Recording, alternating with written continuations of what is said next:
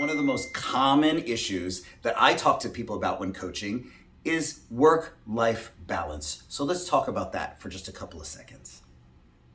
People will come to me and they'll say, Billy, I'm really having a hard time managing the time that I'm spending at work with the time that I'm spending at home. I can't seem to get them balanced out. I can't seem to be able to maintain the same type of focus that I have on my home life than I have at work. And I tell them, look, the first problem is that you think that there's a such thing as work-life balance. What if we stopped believing in that myth? What if we reset and just said, maybe there's no such thing as work-life balance, and that it's really an issue of how are you maintaining focus on the things that are important to you in an integrated sort of way that's impactful and gets you the results that you want. It's not as simple as just saying it. You have to pay attention to the things that you want to do. But the first step is realizing that you're not juggling two jars. A jar where all of your work stuff goes in, and a jar where all of your emotions and your family and your relationships and your passions and your desires all go in here. And you've got to find a way to spend some time looking in this one and then spend some time looking in that one, and then measure how you're doing that. True integration means that you only have one jar. And your jar is your life. You have one life, not a work life, not a home life. You have one life. It's up to you to live it intentionally and to give the things that are important to you real attention. Another problem that we typically have is that we try to multitask. Multitasking is another myth. The idea that we can give attention and real immersive, deep dive focus to more than one thing is flawed. And if you've ever tried to do that, you know that it's true. I'm not saying that you shouldn't try to chunk certain things together, or you shouldn't batch different tasks together for economy of effort. That's just good thinking. You shouldn't try to batch and multitask the things that are important to you in a way that detracts the attention from them. So I'm going to give you an example. When I am brushing my teeth in the morning or getting ready for work, or I'm on my commute, I often will listen to an audiobook or try to learn something along the way, because I'm doing tasks that don't require critical thinking or a deep emotional interactive component. I'm not speaking or engaging with someone. And so being able to chunk those things together in a multitasking sort of way makes very good sense. And I'm able to, in the margins of life, learn so much from doing that and taking that process and running with it. Now, let's look at this on the opposite side of the spectrum.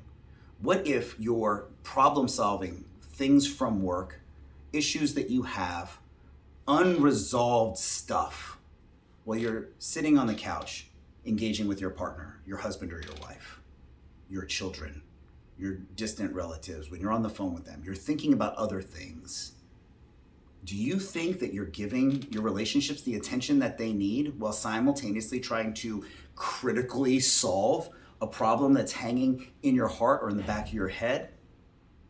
It's not an effective way to use your day. And so that's the trick, is realizing that there's certain times where you've got to deep dive on the things that are important to you. And it doesn't mean that they're going to get the same amount of time as you might spend during the workday. I mean, if you're part of the average American workforce, you're going into work early in the morning, you're coming home in the evening. You're spending a large amount of your waking hours during the week at work solving work things. How realistic is it that you're going to come home and spend the exact same amount of time, effort, and energy at the end of your day doing all of the things that you want to do? It's not going to happen. So you got to prioritize. You got to figure out, hey, what's not going to make the cut, and figure out the things that you cannot tolerate neglecting. And 9 times out of 10 in these discussions that I have with people, it's really their relationships. A lot of times it's their spouses, their significant others, and their immediate children. So if those relationships are super important to you, or if you have something else that's super important to you that you really are struggling with the work-life balance myth, my recommendation to you is to sit down and write out exactly what things you need to do in order to effectively really nurture those relationships or those tasks and devote specific amounts of time when you have energy to them, where you're not trying to batch or double dip or multitask. And this part, this last third part, is probably the most important part of this. If you are still bean counting all the other things that aren't getting done because you've deprioritized them and looking at them as failures, you're setting yourself up to fail. And this is what happens more often than not, is that we struggle with the myth of work-life balance, and then we see all the things that aren't happening. We self-project on ourselves and say, I'm not maintaining my standards, I'm not meeting my objectives, I'm not rising to the challenge of being a spouse or being a father or being a mother or doing the things that I want to do in my private life. And we beat ourselves up for it. And then we shut down emotionally. And then anytime somebody gives us some constructive criticism on what's going on in our lives, we feel it to the nth degree in an exponential sort of way, because we're already walking around with that baggage. It's time to let go of that baggage.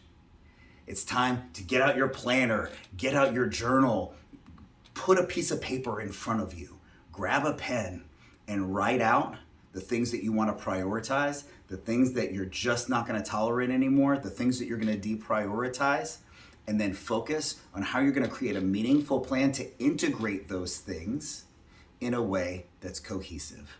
And here's a little life hack directly from Dr. Tim himself.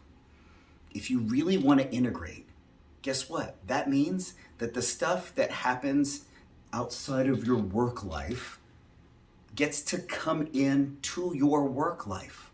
That means during your day, make time for those relationships.